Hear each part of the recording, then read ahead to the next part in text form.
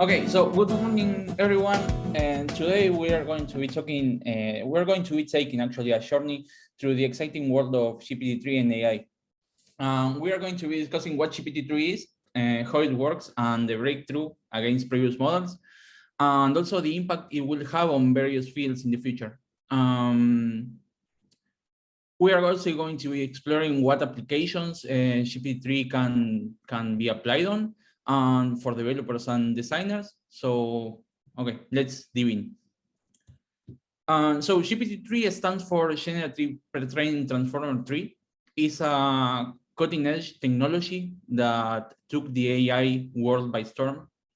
I guess that you have all been seeing this for the past months everywhere. And it's a type of AI that uses deep learning algorithms to process natural language and generate human-like responses. GPT-3 works by using a huge amount of data to train its algorithms, and this allows it to understand and process language in the way that that we humans do, right? Or a similar way that we humans do. And it uses this understanding to generate responses that are actually the same that we humans do. So they seem like humans, or the chat seems like it's a human replying. And the more data it has, right, the better it gets. So why is GPT-3 revolutionizing the AI world? GPT-3 is breaking the mold of AI technologies that came before it, and is significantly larger and are more advanced than previous models, and it's surpassing its competitors in terms of language processing capabilities. This makes it incredibly important for the future of AI. Okay, you know what? Yeah, I'm actually lying to you. This isn't the presentation. If you see here, I actually generated this presentation using GPT-3. If you see here, let me hide this because I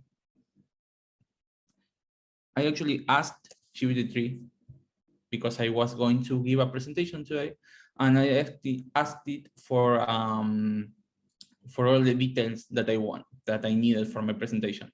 So I asked for a title, of course, that I had to give some context to it, and I wanted to descriptions to generate the images. If you saw, all the images that we are seeing in the presentations are generated by DALL-E, and I didn't even bother by writing those descriptions for DALL-E. I asked GPT-3 to create them.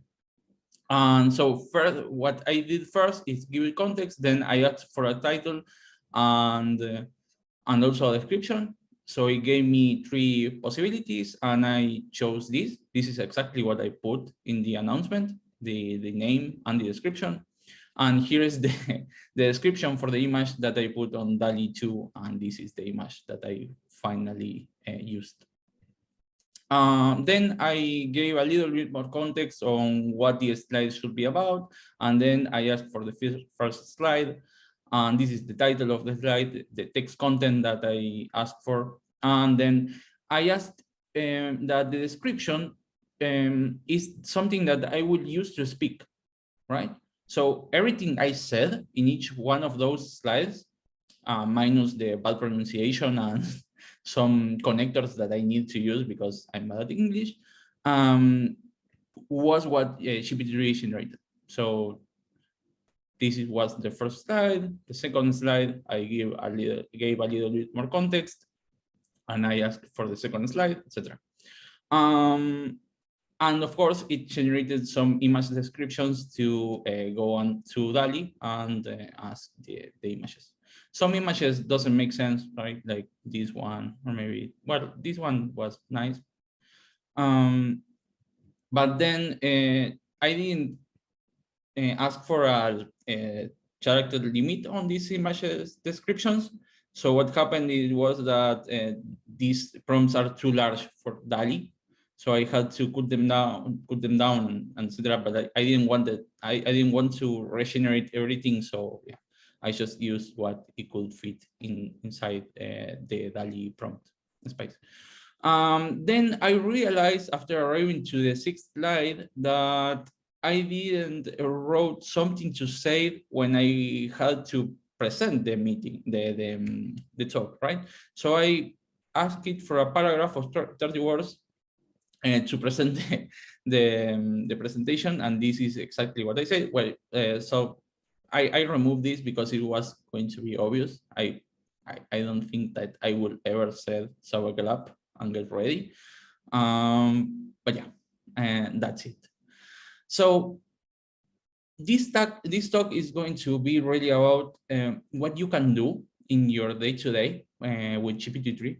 Let me move this because I cannot see the tabs behind it. I don't know how to drag this. Sorry, I cannot drag the. Okay, I'm going to do this because I cannot move it. Maybe. Well, that's it. So yeah, these are all the images that it generated for each one of the slides. It has a weird fixation with that robot, and then the trophy, it was, I don't know, it had weird ideas, but I didn't want to correct it, so I used what it gave me. So for example, you can ask GPT-3 to reply emails or give statuses. For example, let's say that I'm working on an application, a JavaScript application, and let's say that I build already a model, and now I need to put the fields inside, right? It's just a simple task that I have on one of my Jira issues. I need to create a model and then add some fields onto it and some buttons. And for example, I just built the model yesterday and I want to write that message. So for example, I will say morning, I guess. And then yesterday, I finished building the model, and today I'm going to create or put the components that are in the form inside. The idea is just to give something, right? And I will ask GPT-3 for something like, given the following text, could you rephrase it and give a more formal tone? Given the following text, we can give a little bit more that is going to be used to give an status on my daily. And you can ask for that, for example. Of course, that this is just that prompt, right? But you can do this for whatever you want. And this is pretty well, actually. Yesterday I successfully completed the construction of the model. Today, and you can iterate over this. For example, can you make it more extend, or can you make it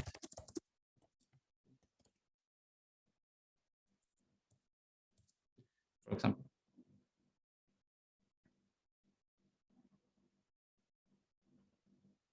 Okay, that's really weird. I actually didn't try this before, but the idea is that you can put your status here, or maybe the dependencies of your status. For example, yesterday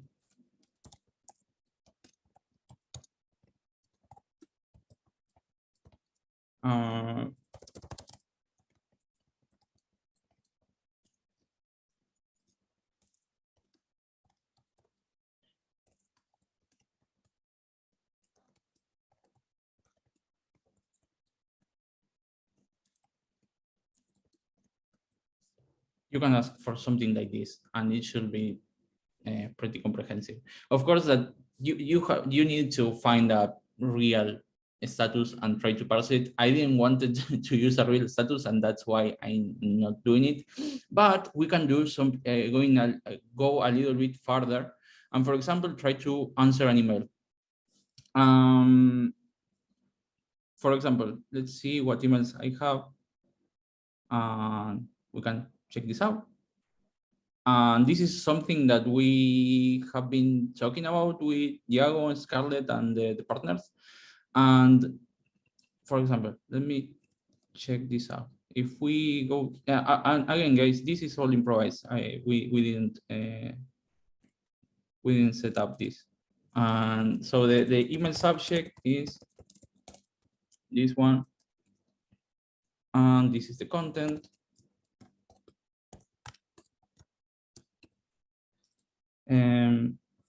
Maybe since I'm writing this in Spanish, I don't know how subject is. Okay, let's leave it like that.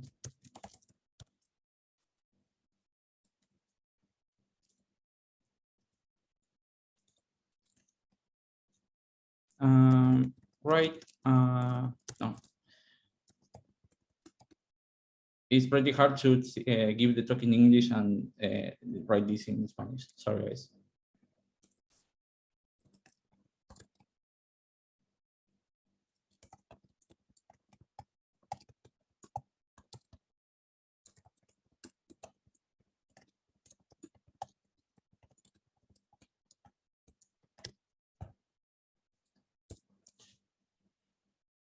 Something like that should work.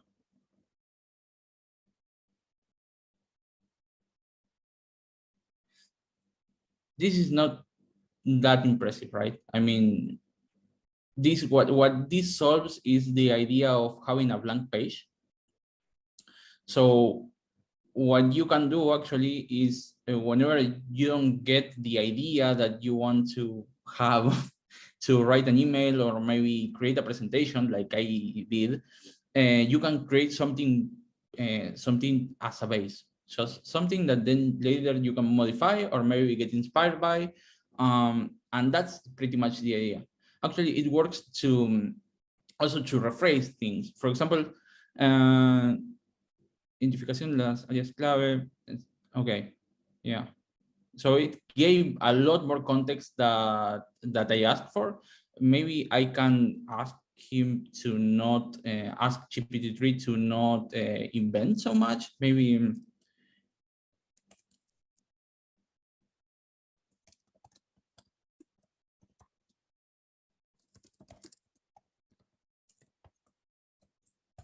For example.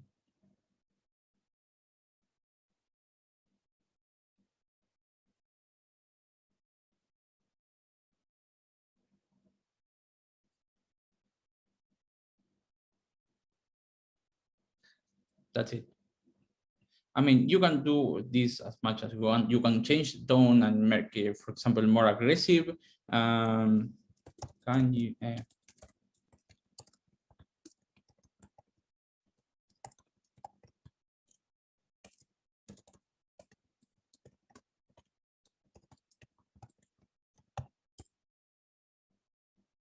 I don't know, actually. Yeah, exactly. GPT-3 has its limit. I guess that a few weeks ago it could do something around this, but maybe we can more aggressive, no, or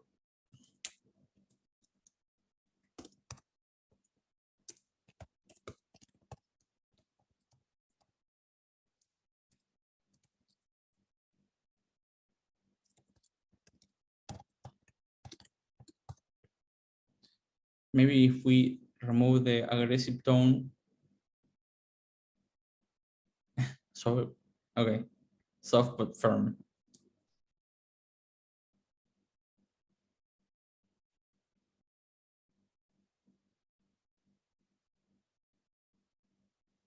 Okay, yeah. Apparently you cannot do that anymore, but because it has its limit, right? I mean, they OpenAI built a lot of kind of walls surrounding aggressiveness and content that you cannot create.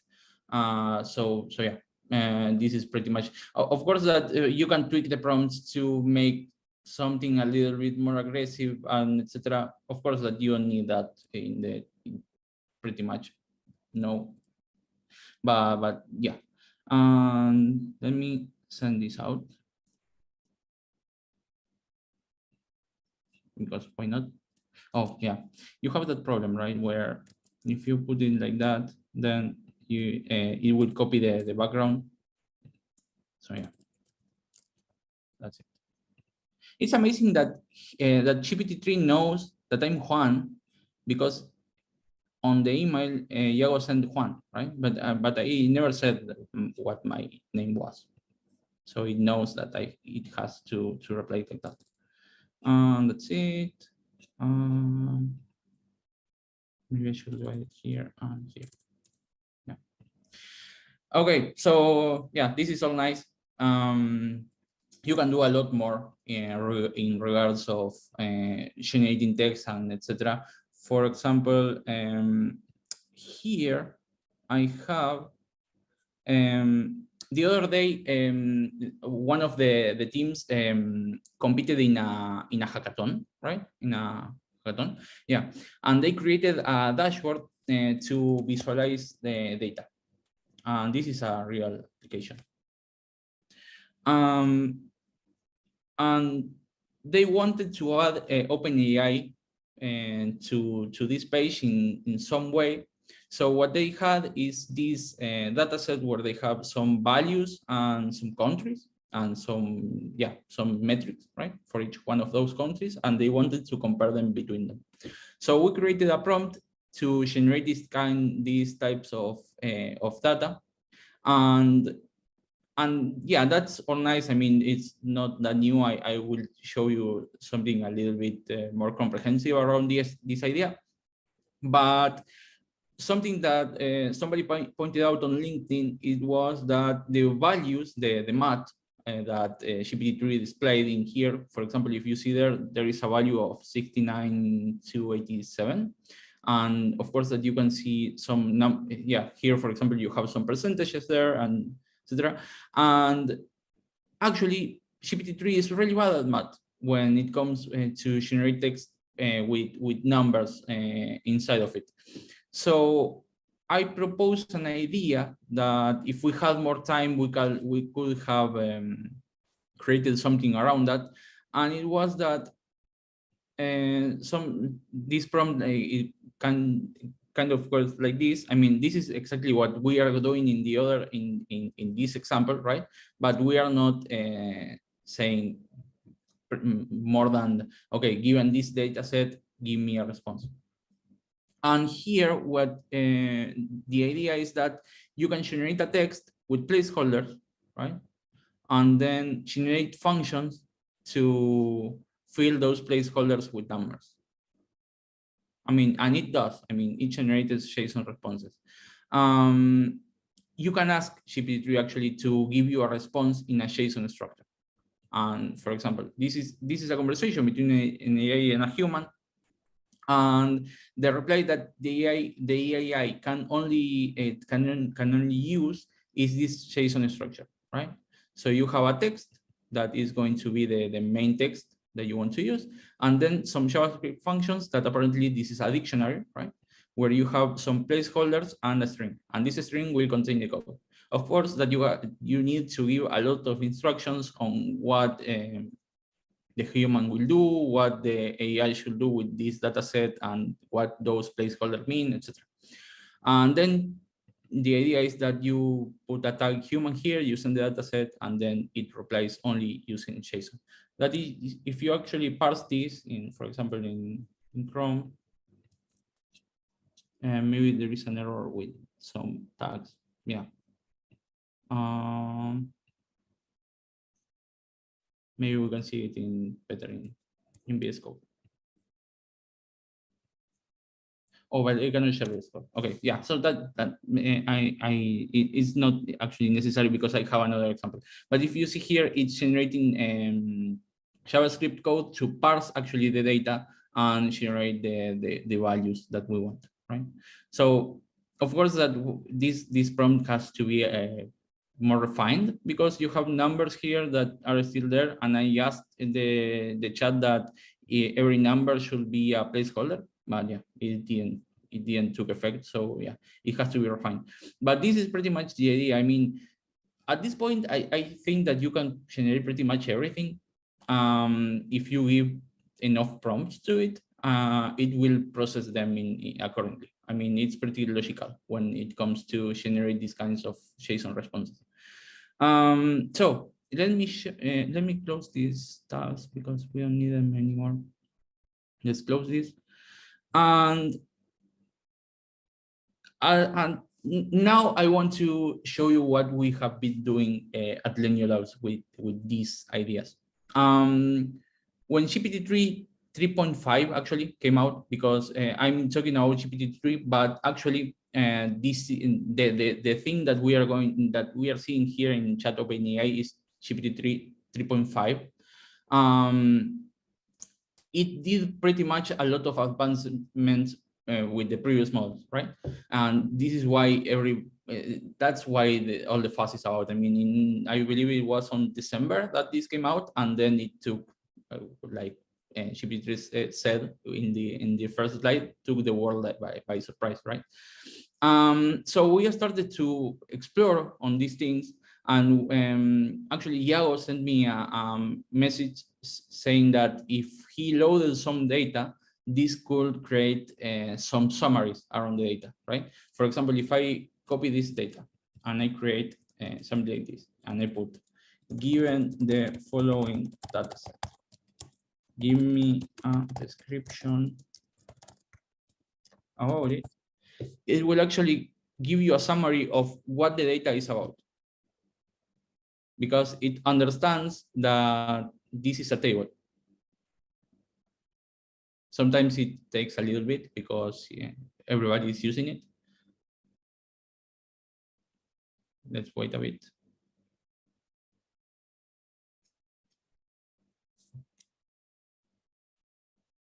Okay, it's taking too much. Okay, that's it. This is crazy, right? I mean, it's understanding what a table is with the names, with the header row, and also all the values for each one of the rows, and it knows that this is a tab, right? And it has to space those values in the same way. I mean, it understands tables. It even gives you what each thing is, right? Because it infers these names and these, what is the meaning for each column by using the name of the column and also the values that you have in the column, right? So first, it gives you summary of what the idea is. Then it gives you what each of the columns mean, and then it can give you ranges and a little bit of math around it. So what we realized at that moment is that this is solving a pretty complex problem that is accessibility around tables, right? If you have an HTML table, the issue is that somebody who is using a screen reader, it's going to have a hard time, right? Let me find a website that has a table, for example. Okay, so here you have some columns and some rows, right? And some values. And somebody with a screen reader will go field by field by reading. Of course, that there are tables that have summaries and have captioning, and they are designed to be accessible, right? I mean, and you can make tables accessible, but it's pretty weird if I want to compare this value with this value, or etc. Or if I even want to find a pattern in the data of this table, it's going to be difficult by doing it with a screen reader, because you are going to be reading cell by cell, and you cannot do on a screen summary, right? So the idea just struck. I mean, we just needed a way to parse this data and add some captioning around it. So we created this extension And this is one of the things that we have been building on the AI channel and the AI team. And this, everything that you see here, this is just the landing, right, for extension. The actual extension is here in the Chrome web store. We have already 36 users. And you only have to, I have it here, yeah. You need to configure your API key, and then you can parse whatever page you are on. And what this will do is, for example, append this header on each one of the tables, and you can put analyze table now, and it will give you a summary of what this table is about. It takes a little bit because, yeah, OpenAI systems are kind of really on demand at the moment. So yeah. But if you see here, it gives you a summary of what this table is about. Of course, this table is just a placeholder, right? It's from W3, but what the extension does is to add a caption, right? Where we add the description inside of the table. This is a tag that screen readers usually read. And also we add a summary. And this is another tag that screen readers use. And the summary gives you, you can read this with a screen reader, and that's it. I mean, it gives you a pretty comprehensive summary of what the data is about. And this actually solves an issue, right, that some people have. Let me close this. Sorry. Okay. Yeah. And we created this landing to explain what the extension does. And actually, all the text that you are seeing here, pretty much all the text, not, I mean, the name is something that we put, right? But everything else, like, for example, this text, or here, the titles, and everything that you see here inside of these accordions is generated by using GPT3. So we didn't even bother to generate this copy. We just copied it from GPT3. I mean, we just in the Figma we only had the learning ipsum, and then we replaced it with content that GPT3 generated. Okay, so let me show you something a little bit more advanced with the same idea. We generated this dashboard where you can upload some data, right? And after, I'm not going to analyze it because it will take quite a bit. It takes like 30 seconds up to 1 minute. But what we are doing here is to upload some data set, right? And this is the same data set that I was trying on the chat. And we are asking a prompt that is quite a bit larger than the previous one. I mean, in the previous one, we asked just for a description, and that's exactly what we are using here on the accessible tables. We are just asking for a description on the dataset. But here, we are asking for a JSON response. And we are asking a JSON response for some filters, some KPIs, and some charts. What are those things? I mean, we explain later what each of these things mean. For example, filters is a title and a column. I mean, it's the column that we could filter the data on, right? And we are asking GPT-3 for everything. I mean, here there isn't anything hard-coded, you could say. I mean, not for the dataset, right? Because it has to be dynamic. So we are asking for some columns that we can use in this dataset to filter the data. Some KPIs. KPIs are those numbers summarizing the data in some way, right? So key performance indicator is the actual term, performance indicator, if you see here. And we also ask for a JavaScript function that could do a summary on the values for this KPI.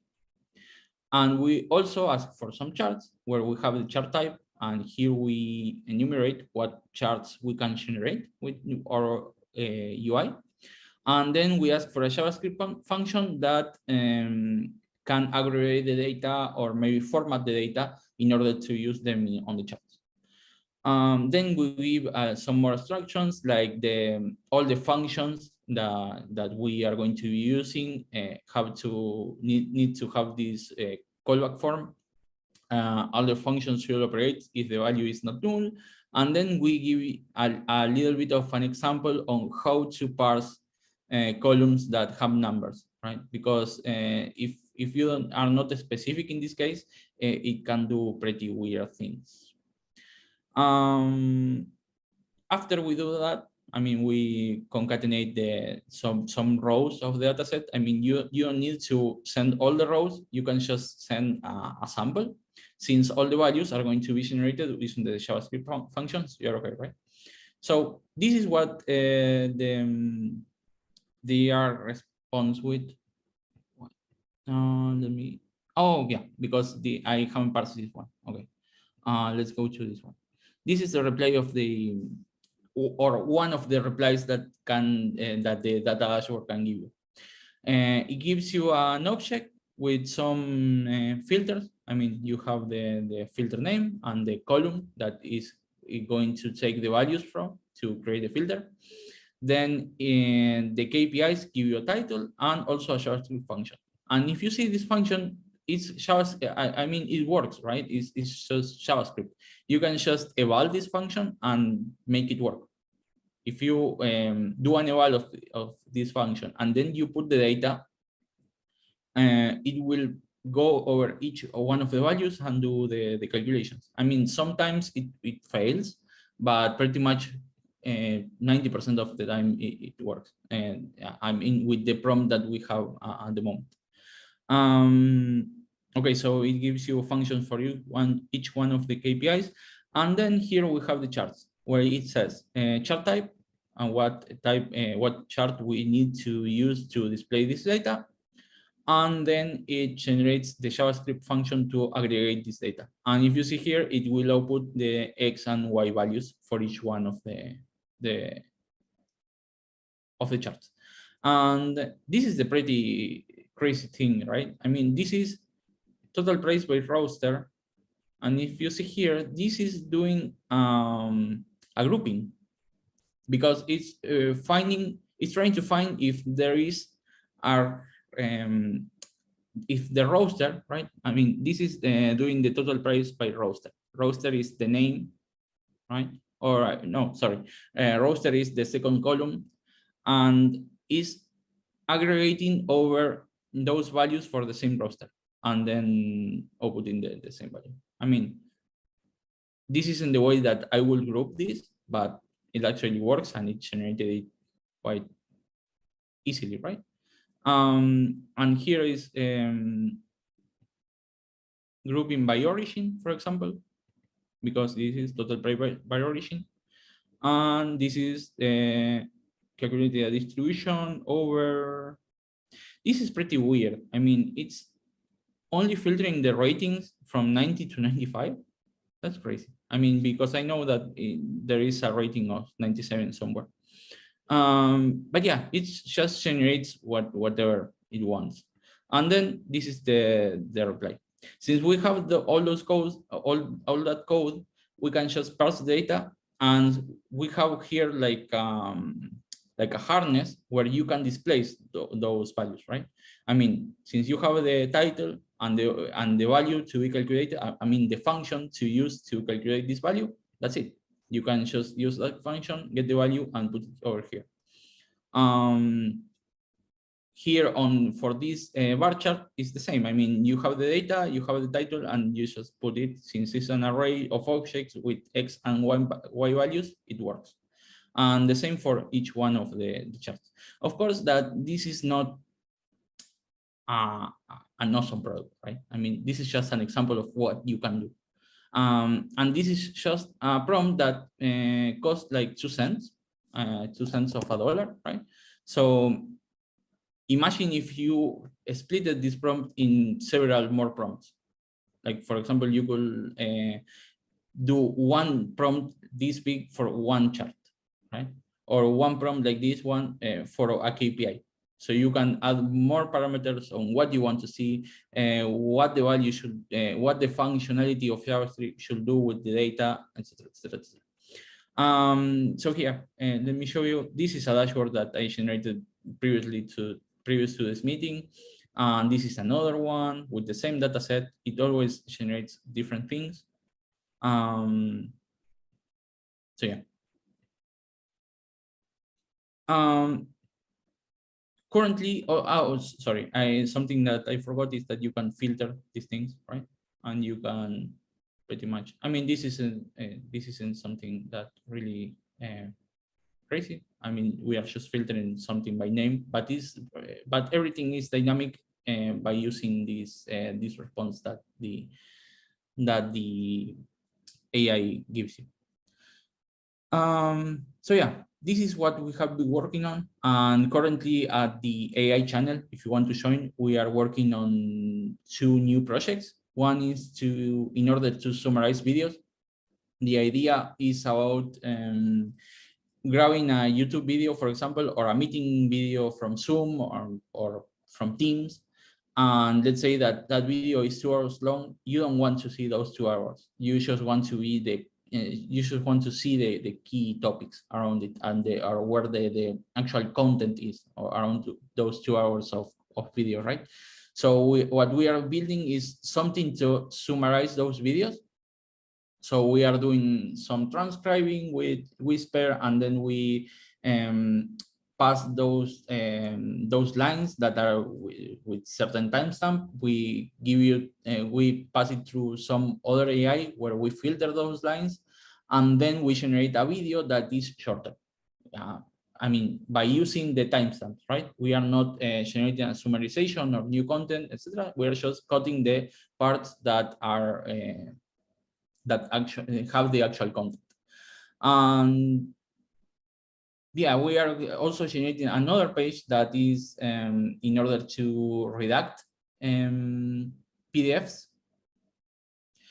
So the idea is that you put a PDF and this AI will identify what the text are on the page, and then give an entity to each one of the texts. For example, if you see a name, or if you see an age, or if you see an ethnicity or a religion, etc., it will try to identify those values and put a black box on top of them. And then you can filter if you want to remove or add those things. Those products are going to be, we are going to have some MVPs for in the following weeks. And of course, that if you want to come and join us in helping us to discover what we can do and try to build these products, you can come, and you are going to be actually, where was I?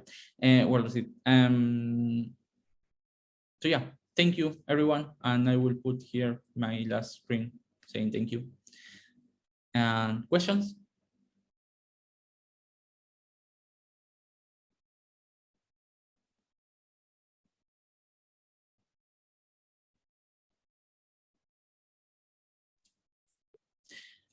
So I have a question. Yeah. So I heard that Chat GPT cost a lot of money monthly.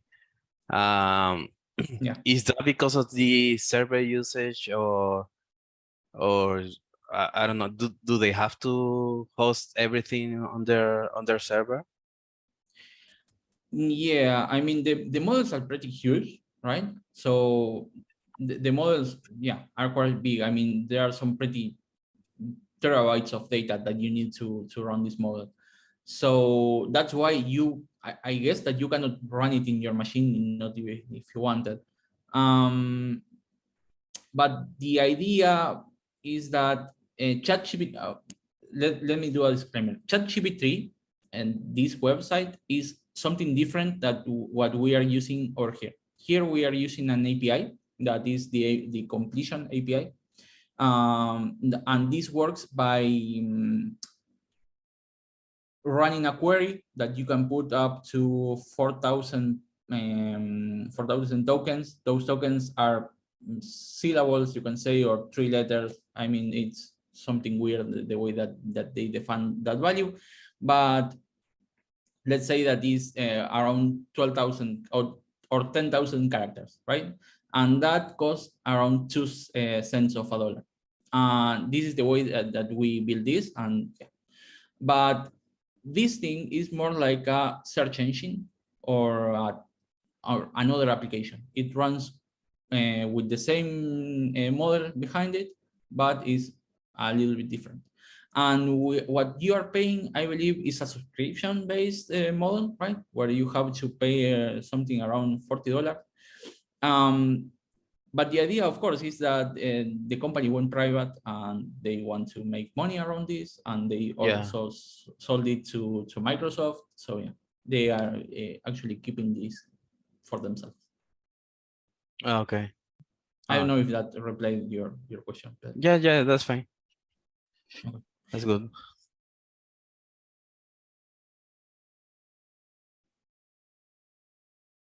Okay, let me read the chat.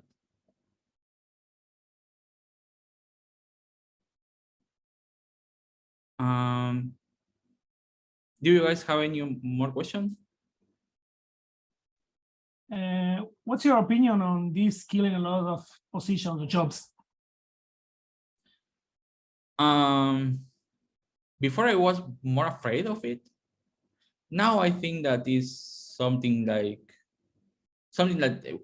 it will help us for at least 2 years, and maybe in 2 years this can explode and of course. I don't think that is going to replace us, not here in Argentina, at least for quite a while, but yeah, it's quite unpredictable, right? I think that is quite hard to make a prediction at the moment. I have another one if you want. Have you read something or have you saw something on the generative games? I mean, games created by AIs with graphics created by an AI, the story created by an AI? Nothing. Yeah. Okay. I just tried to create a game here on ChatGPT3. You actually can give a ChatGPT3 context on how you want to interact with it, right? Like, I mean, like we did here or like we are doing here. But you can give context, like, for example, and this is a game between etc. I mean, and you want to put that, for example, this is a world, and the way that I interact with this world is going to be through options, and you need to give me, for example, quests, and I have an health bar, etc. And then you can interact with the AI through those options that it will reply, right? So yeah, that's an idea. I mean, it's around those terms. It's the same thing, but yeah, I never played with those things. I have some information about that as well.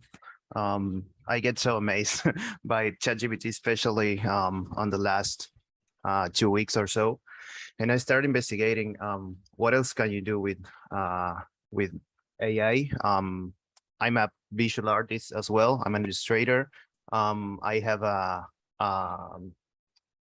business on 3D printing, and I'm thinking about many things that can be done in the future. For example, generating 3D models with AI that can be actually printed, and you just write a prompt like in ChatGPT, and it generates the 3D models, and that is actually in the works right now. But regarding the video games or interactive content generated by AI, I can send some videos. I was actually watching today before this talk about a model that is called SAR or SAR. It stands for State, Action, and Response, and it's actually a model that lets you create actions like in video games, or for example, present a state to an artificial intelligence, and it will create an action and a response to that situation or to that context. And the example for this is a video game of Spider-Man, where an AI learns to swing like Spider-Man in in a several waves of iteration, let's say. I can send that to the Slack. And other thing that I was reading about was an episode of Seinfeld that was actually made with AI. The project was called Nothing Forever, I think. And the project was an episode of Seinfeld that will never end. It was a 24-hour stream where all the dialogues, all the 3D models, and all the camera changes were made with artificial intelligence. They are low poly models, for example, but they are generated in real time.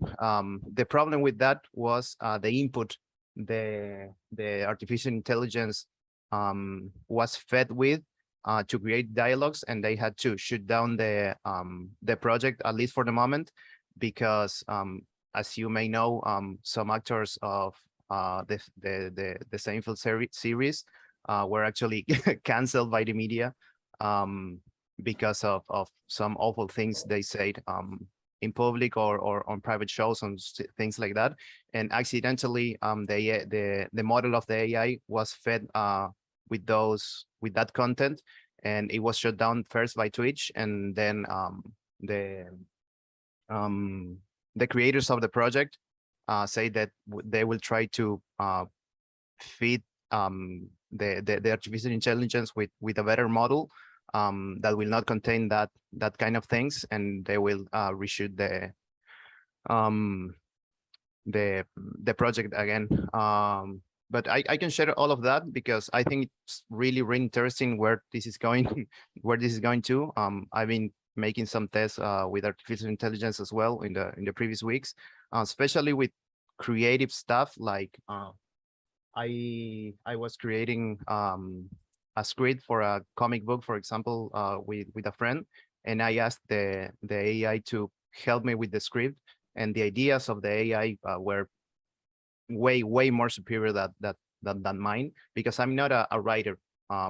So there's a lot of topics to talk about this, but I'm very interested in this, and I can share some information I was gathering the previous weeks. Amazing, Carlos. Yeah. Feel free to Actually, to share. I wanted to say something that is basically, as a company, AI, it's obvious that it's something we should be on top of. We don't know what's going to happen, if it's going to be super useful, zero useful, super, but the idea is to be very close to what is happening. That's why also Juan is working so actively on all of this. So anything that you're checking, the more we know as a group, the better. So anything that you can share, anything that you can, hey, I was doing this, I was checking this, the more we can share, the better, because again, we don't know if it's a threat, if it's an opportunity, if it's something that's going to affect a lot, it's not going to affect anything at all. But we need to be on top of it. We need to be sure that we know what's happening. That's also why we're going to have Juan, I can mention this. We're going to have a talk about this with experts on the matter very soon. And so the idea is all of you to be very on top of what's going on with not only from the company side, but also from the external side. That was it. Sorry. Yeah, actually, next week is our next talk about AI, and we are going to have an external expert talking about the AI and the future and the current state of AI and how all these things work. Yeah. Basically, it's Mark Woodward. I think some of you already know him or were in a previous talk about him. We had an introduction to AI, I think 1 year ago, 1 year and a half, I don't remember exactly. Now the idea is to have a conversation about generative models. Yeah. Hope you Okay, find I think there was a question. Ivan wanted to ask a question. Yes. Do you know how can I improve the quality of the text generated? by the GPT chat. I mean, I add some context, but if there are some keys to get a better response. It's trying, for me at least, it's trying an error. I mean, there are some ways to ask the AI to give you ideas on how to improve the text and then ask to apply those ideas. I will share a video with you and with all of you where the user asks the AI to give him a list of things that he can do for to that text, right, to improve it, and then he applies each one of those rules in order. So you get all the possible answers. Yeah. Okay. Pretty much. Yeah. And yeah, I mean, it's just iterating, and the idea is that it can. I saw a response that, or there in the chat, that are not that good. The responses are not that good, but that's because the prompt maybe is not that good. I mean, you can give enough context to make the response pretty good. Actually, I think one of the main things that's going to happen, we will have to learn how to speak with artificial intelligence. At the very beginning of search engines, one of the skills is you didn't know how to interact with the search engine.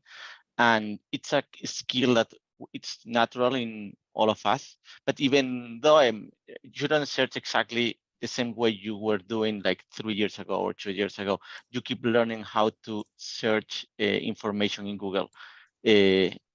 So one of the things that we were thinking and we were planning, we wanted to start creating a mechanism right now, not for improve the search or the prompts in AI, but at least to start to have a good way to share the prompts with others.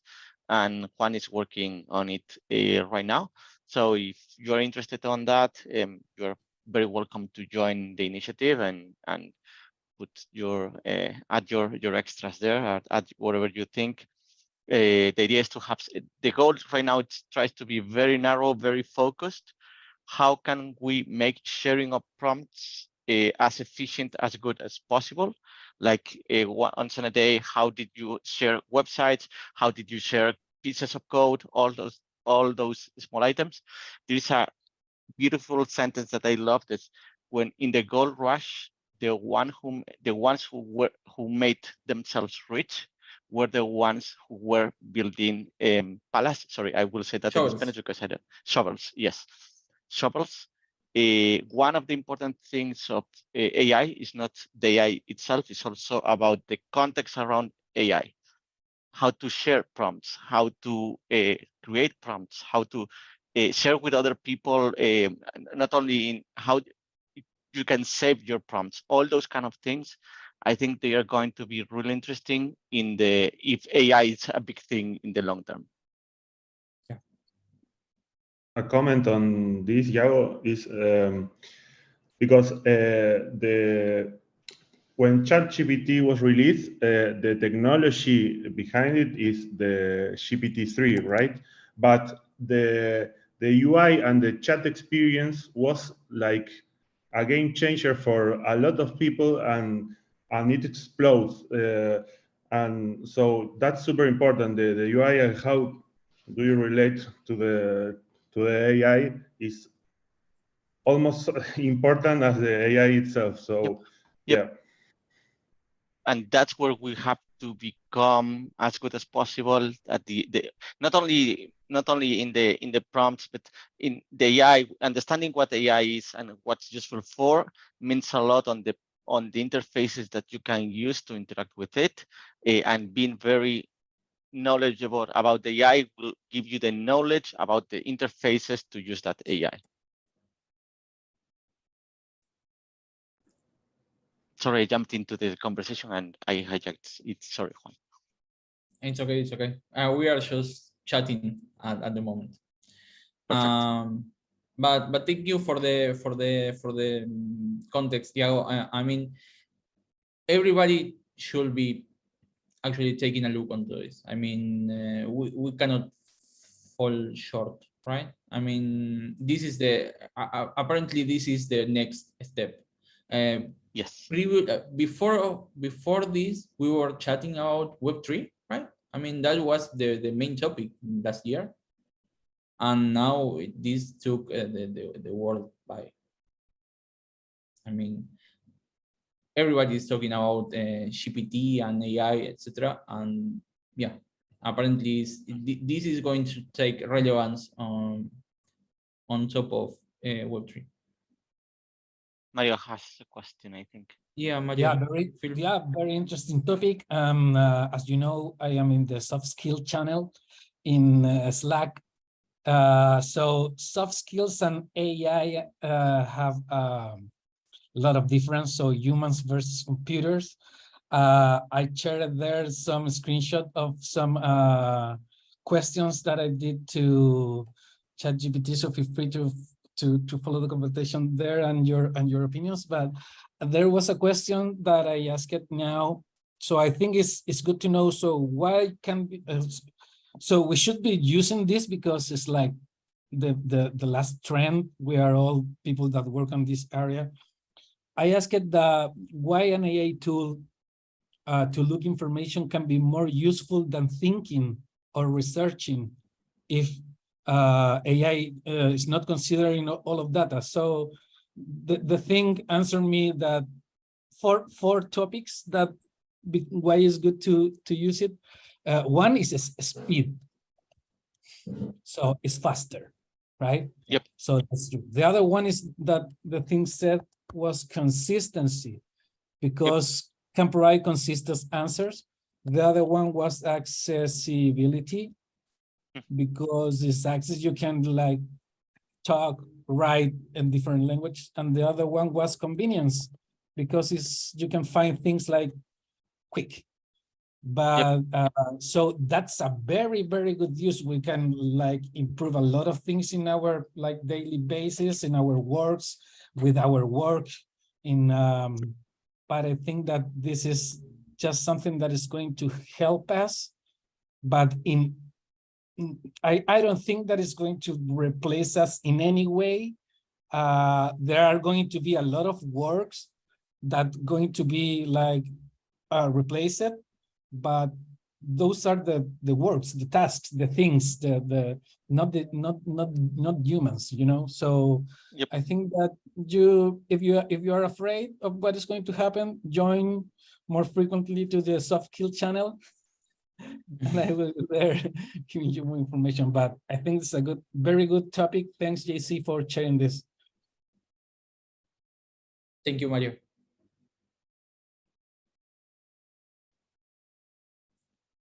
We will share some channels that I have been seeing on YouTube later on. What's the central channel we have for AI? What's the central point in Slack? AI. It's exactly like that. Okay.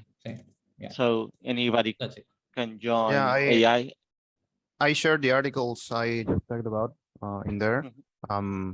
I just got in that channel. I saw you were discussing about some projects, so I was not sure if that was the right place, but I shared 4 articles about what I have been talking earlier. At the very beginning, there's gonna be a lot of chaos. There's gonna be a lot of chaos regarding AI, new tools, new features, new things. The idea is to try to understand what's going on the background, get the fundamentals, and build on top of those fundamentals, because it's going to be trend, fashion, it's going to be FOMO, it's going to be so many things. So the more we can help each other to remove what is accessory and get to the fundamentals, that would be amazing. And I'm saying that because I need help, and any help is super welcome from all of you. Yeah. Okay, is there any more questions, guys? No. Okay. Apparently, Ivan created his question with GPT. So yeah. Yeah, I have like 9 more questions Amazing. to do, created by GPT chat. But no more questions. Okay. Okay. So thank you everybody for the training. You can join the AI channel. We are doing our dailies because we are working on 2 projects at the moment. We are going to be adding new projects in the following weeks. You can join and come to code or maybe listen. I mean, you don't need to come and work if you want. You can just come and listen and throw ideas. We are also doing brainstorms exactly. Usually on Wednesdays. Yesterday we didn't do it, but this Friday we are going to be following with the